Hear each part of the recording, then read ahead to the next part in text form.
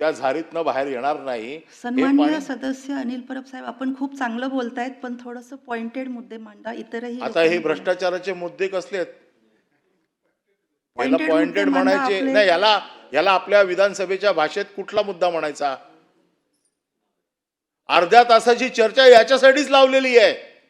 त्याचं कारण असं आहे की अर्ध्या तासाची चर्चा जेव्हा तुम्हाला सविस्तर बोलायचं असतं, जेव्हा तुम्हाला दुसरं आयुध उपलब्ध नसतं, जी विधान परिषदेच्या किंवा विधानसभेच्या 13 आयुधांमधलं जे शस्त्रधारी आहे, ज्याला बोला चांगलं आपण. टोक आहे, सन्माननीय सदस्य आपण बोला. ज्याला टोक आहे, असं हे आयुध आहे. आणि मी रणांगणातला सैनिक असल्यामुळे कुठलं शस्त्र कधी वापरायचं माझ्या अनुभवावरनं मला माहिती आहे. म्हणून ही अर्ध्या तासाची चर्चा लावली आहे.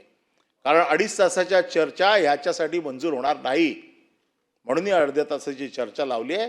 तेव्हा कृपया मला कुठल्याही गोष्टी सांगायच्या अगोदर जरा खाली बसलेल्यांना विचारा की हे करता येतं का.